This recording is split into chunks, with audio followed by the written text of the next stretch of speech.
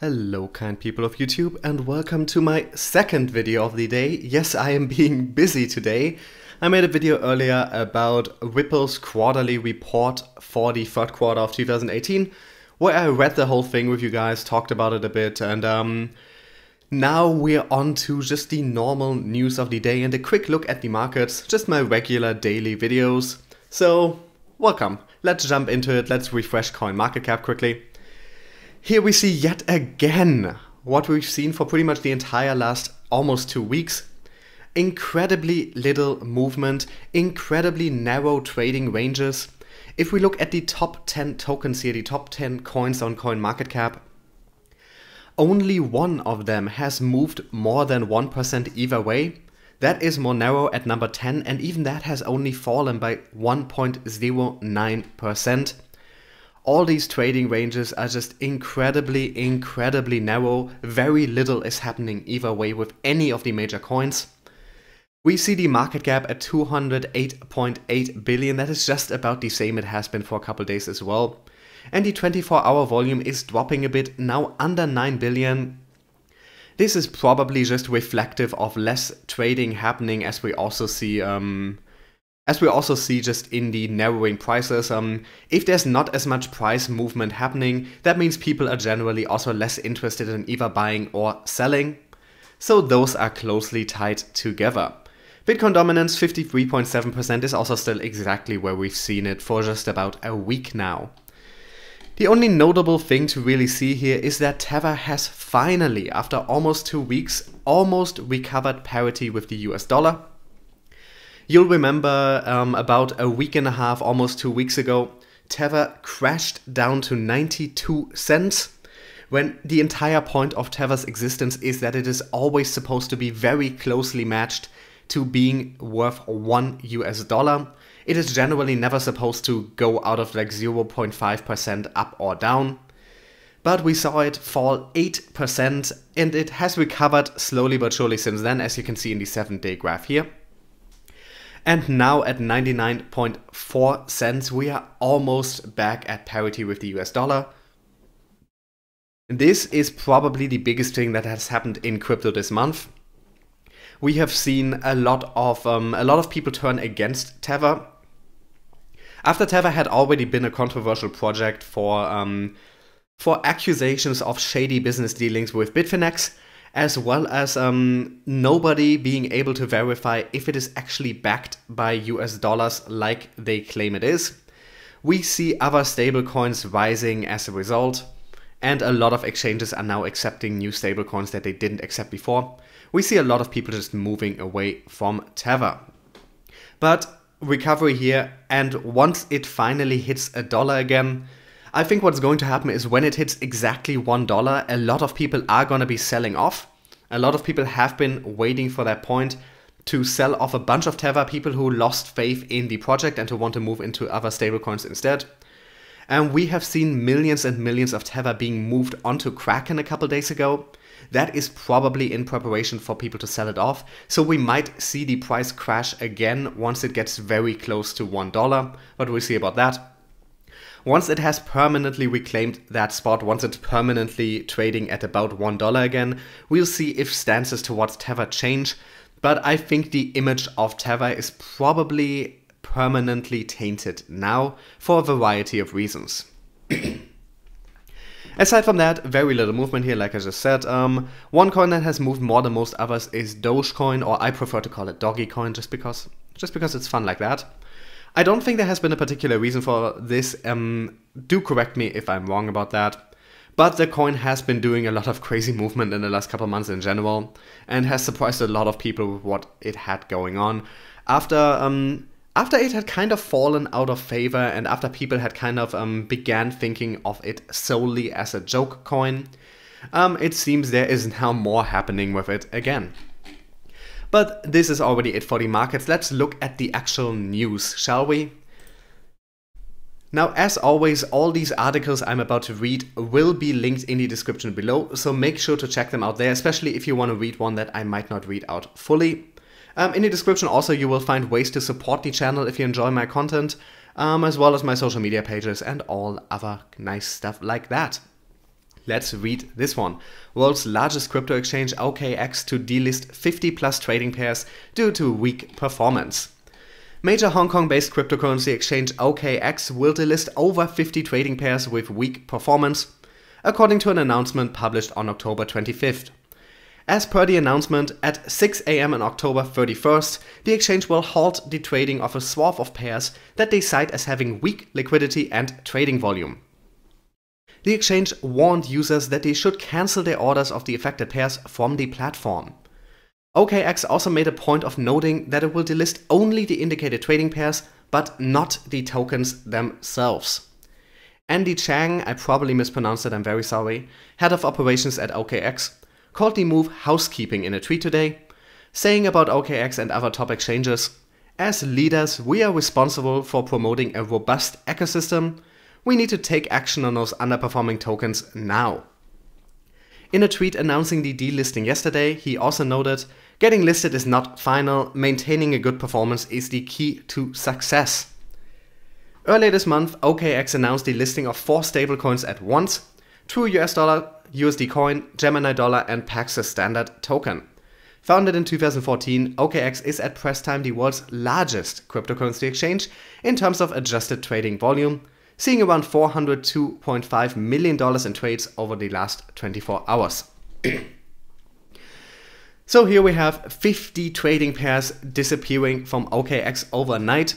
Now, I don't believe they have announced exactly which trading pairs they're talking about here, and this doesn't mean that any tokens will be removed fully, but I'm unsure how to feel about this. I understand that they want to clean up their website, that having trading pairs around with very little liquidity, very little happening on them, there's little reason for them to keep them around, and they just clutter up the website, they clutter up their internal systems, they might be associated with extra cost. So I definitely understand why they might want to delist over 50 trading pairs. What I'm worried about is how this might influence the markets, especially if more exchanges start doing this regularly. Oh, I'm sorry, my throat has just been messing with me today. So if I start coughing more, I'm very sorry about that.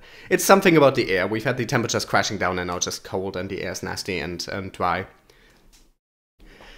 But I'm worried because what we need, in my opinion, is more trading pairs, especially trading pairs that aren't linked to Bitcoin. With them delisting over 50 trading pairs, I'm going to have to assume that these are not Bitcoin and altcoin trading pairs. These will be altcoin to altcoin trading pairs. Because the Bitcoin one is the one trading pair that will definitely remain. When the Bitcoin trading pair is removed, that pretty much means that a token is being removed entirely. So these will probably be trading pairs between a small, relatively unknown or unpopular altcoin and one of the bigger altcoins like Ethereum.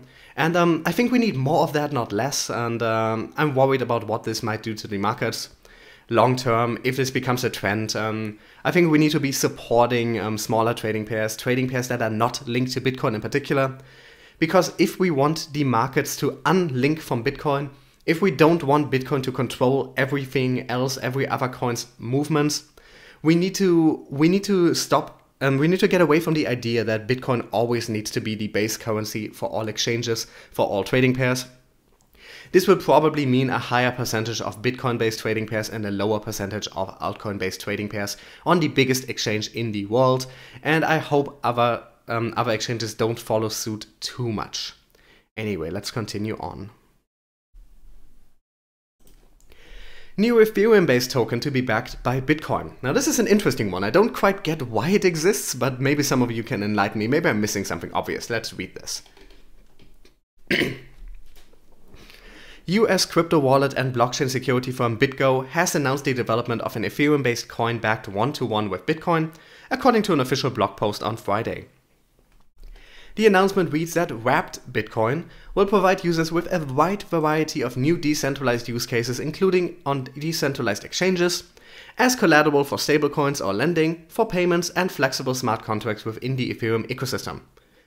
Major decentralized projects like Kyber Network, Gnosis, MakerDAO, and others will power the launch of the new ERC20 coins, major use cases in January 2019, according to the announcement. Describing the upcoming coin as a transformational community effort, BitGo claimed that the new token will bring the stability and value of major cryptocurrency Bitcoin to make cryptocurrencies applicable for businesses on the Ethereum blockchain. BitGo said that the company introduced the new digital asset with full proof of reserve, following significant institutional interest in tokenization of assets like securities, commodities, and real estate. According to the statement, every Bitcoin will be accounted for on a dashboard displaying addresses and balances, and users will be able to verify each Bitcoin held in custody on the blockchain, which is available for monitoring via Etherscan. In early September, BitGo acquired a state trust company charter in South Dakota to become a certified cryptocurrency custodian. As a custodian, BitGo will be subject to regulatory oversight in compliance with Know Your Customer and anti-money laundering policies.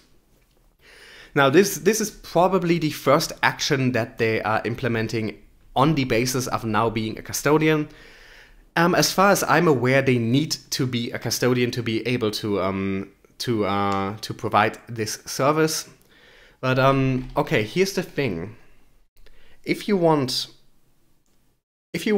Why do we need a Bitcoin-pegged, what is essentially a stablecoin, running on Ethereum, instead of using one of the various second or third generation cryptocurrencies that are already available? Now, the argument here is for more stability because Bitcoin's price has historically been more stable than that of altcoins. But if stability is the main thing you are seeking, you could go for a stablecoin, like a dollar-pegged or a gold-pegged stablecoin. Why the Bitcoin-pegged stablecoin? I'm sure there is an audience for this. I'm sure people are going to flock to this. I just don't really see a real legitimate use case for this. I don't see what this does that you can't do with one of the various existing tokens that vastly outdo Bitcoin's technology, that have a modern blockchain with smart contracts, with all the nice stuff, with the possibility for decentralized exchanges and for dApps. Like we have a bunch of tokens that can do that. Why do we need to make an Ethereum-based Bitcoin stablecoin? I just don't really see the point of this. And are they aiming to replace Bitcoin? Because I doubt that is going to happen. Now, I've talked at length about why I think Bitcoin's technology is outmatched, and they either need to innovate or they need to be left behind long term. This would be innovating, but instead of doing it on the actual protocol, this would just be making a new coin that is just pegged to its price. I don't really see the point of this. I'm still going to tell you guys about it because this is interesting, but I personally don't see the point of this. Now, if there's something I'm just completely missing here, do let me know in the comments. It's entirely possible that there's a really obvious reason why this is superior to using other coins, or why this needs to exist. But I don't really see it right now. Continuing on. Now, we have a statement here from the Visa CEO. Of course, Visa and MasterCard, as traditional fintech companies, as big players in world finance, are generally placed as being anti-crypto, as being our opposition. But that doesn't necessarily have to be that way. And here we have the Visa CEO saying something along those lines. According to Al Kelly, the CEO of Visa, the company could support crypto in the future if the global market moves in the direction of embracing consensus currencies like Bitcoin and Ethereum. In the short to mid-term, Kelly told Jim Cramer, the host of Mad Money, that cryptocurrencies as an asset class is not a threat to reserve currencies that serve as the basis of Visa's products.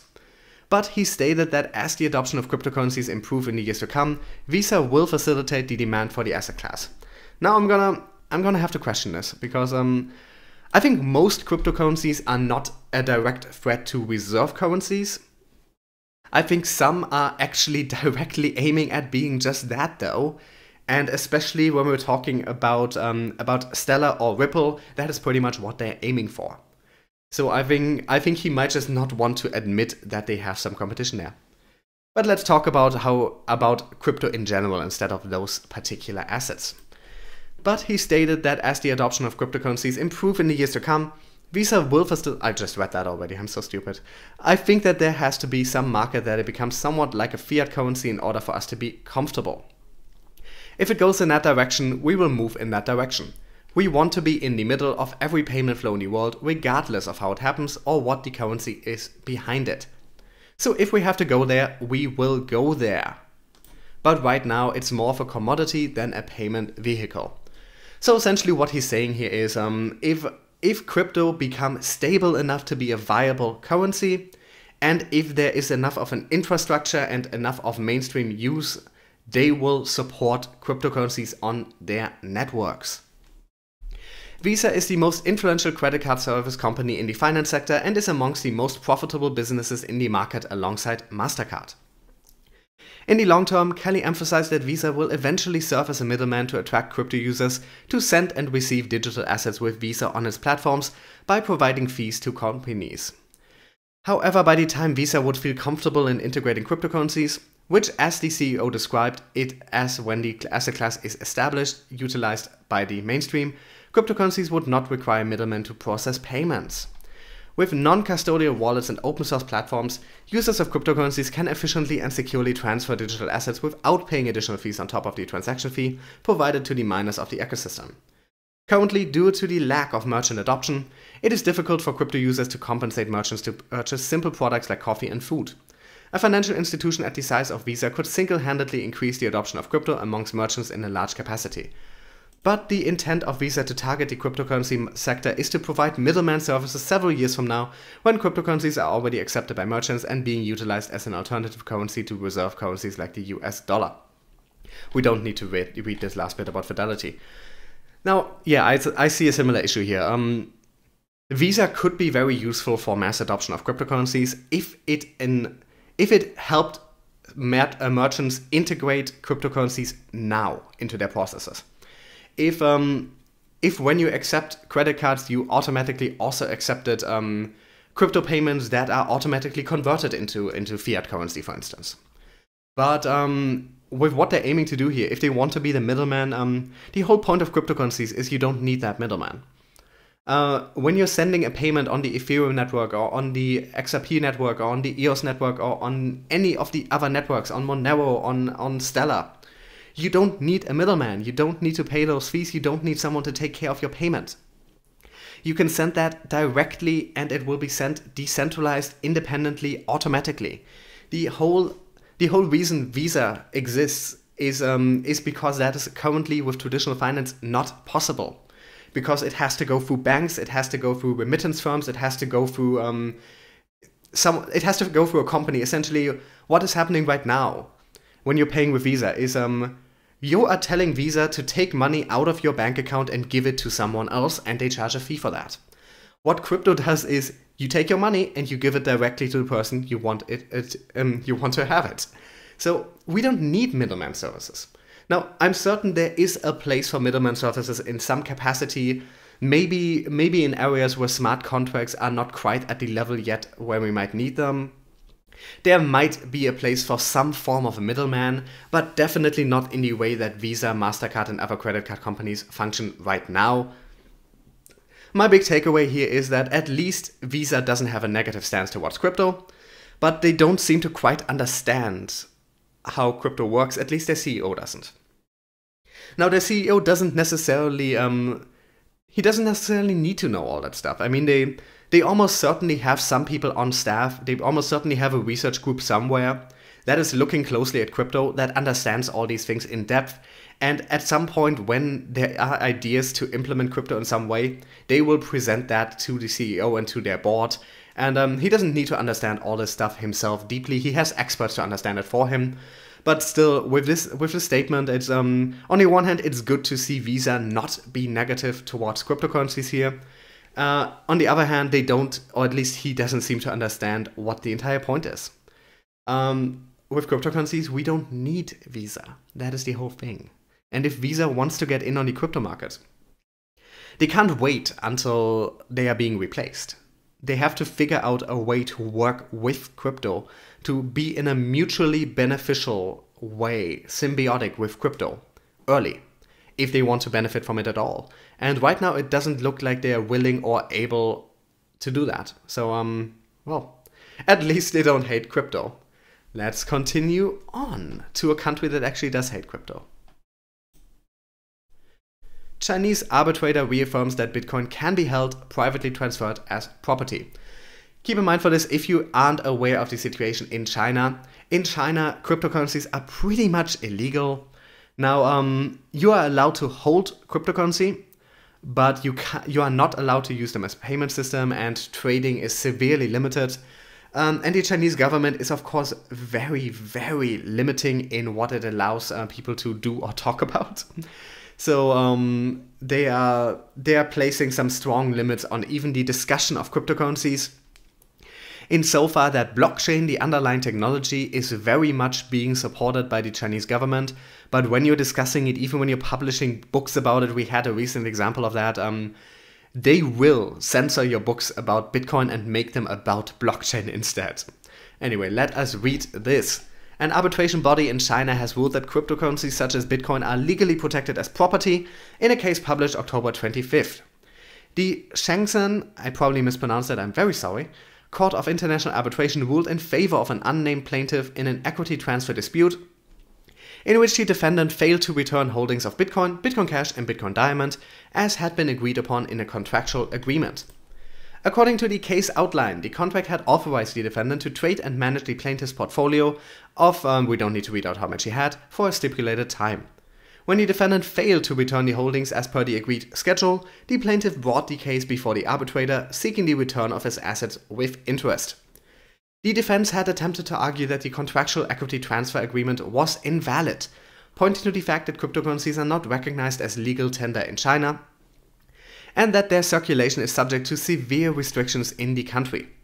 The defendant cited the central bank's announcement on preventing financial risks from initial coin offerings, which was passed September 2017, stating that ICOs that raise so-called virtual currencies such as Bitcoin and Ethereum through the irregular sale and circulation of tokens are engaging in unauthorized public financing, which is illegal.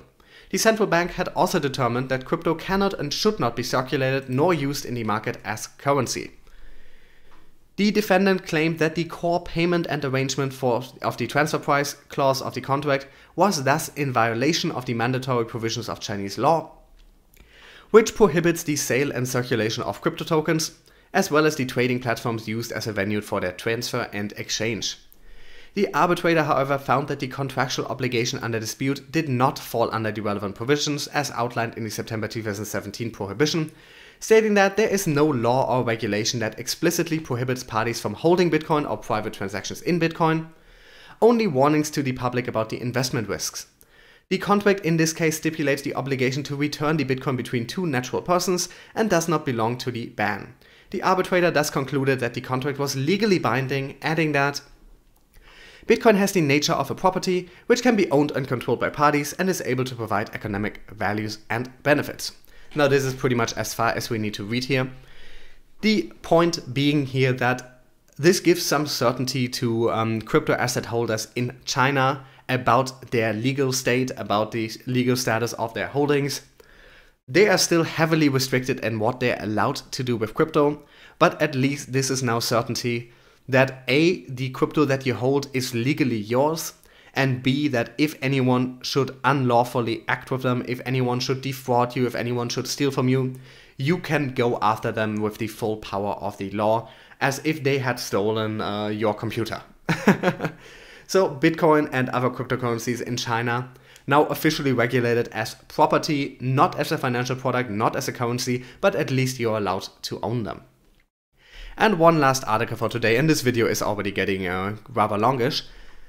One about mainstream adoption, because I always like to talk about that, and I haven't been able to talk about it for a while because we haven't had the right type of news.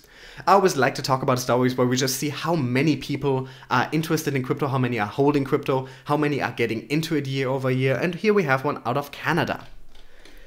Data from the Bank of Canada and the Ontario Securities Commission has revealed that Bitcoin adoption and general crypto awareness in Canada is growing steadily, with the percentage of Canadian poll respondents who own Bitcoin rising from 2.9% in 2016 to 5% in 2017, almost doubling in 1 year. That is crazy.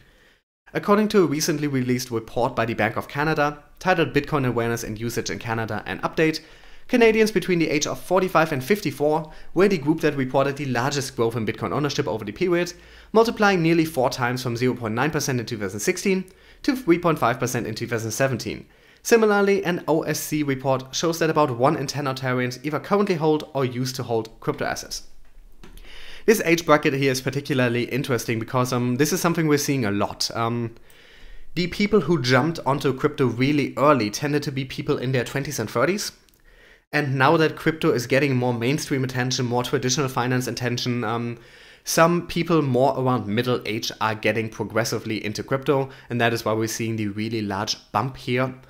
Crypto used to be a very nerdy thing, and now it is becoming much more accessible and more well known among age groups that are traditionally not as familiar with advanced computer techniques, not generally likely to buy something digital. The Bank of Canada report shows that the gender gap for Bitcoin ownership widened considerably over the period in question, with female Bitcoin owners in Canada remaining at 2% of the population, while the male Bitcoin ownership figure nearly doubled, jumping from 4.2% to 8.1%. Significantly, ownership did not only grow in heavily populated provinces with urban centers like Ontario and British Columbia, but grew across all provinces, including, I don't know how to pronounce those. It also showed that the number of holders of small Bitcoin amounts has increased by a wider margin than that of people holding more than 10 Bitcoin. Once again, some of this is very much to be expected, with 10 Bitcoin now being worth over $60,000 and in early, also this is 2017, so at that point it had a different price, but the value was higher than it was before, so it makes sense that fewer people would be getting it at those high price points. A lot of the people who hold 10 Bitcoin or more are people who got in really early. I'm a bit surprised about the gender breakdown here, because while we definitely see that the crypto world is very much male-centric, I see it on my channel as well. My viewership statistics show about 95% men watching my videos, but I'm a bit surprised that the gender gap is widening, because one would think that with crypto becoming more mainstream, moving out of like just the geek area, just the nerd area, there would be more, not less, women getting into it. This is honestly surprising to me. And I'd like to see if this is the same in other polls and other studies in other countries. The OSC's data estimates the total number of Ontario residents holding crypto assets at 500,000 by extrapolating the sample respondents to the population of the entire province. Of these, 63% say they own Bitcoin, followed by 35% for Ether, 18% for Litecoin, 17% for Bitcoin Cash, and 13% for Ripple XRP. Very significantly, the report was able to ascertain from respondents when they first purchased their crypto holdings, which revealed that, unsurprisingly, a large percentage purchased their first coins in late 2017 or early 2018. According to the survey, which was conducted in March of 2018, 35% of crypto holders reported having made their first purchase of cryptocurrency within the previous 3 months, so right after the prices exploded, after the bubble. And a further 37% say they first obtained crypto within the past year.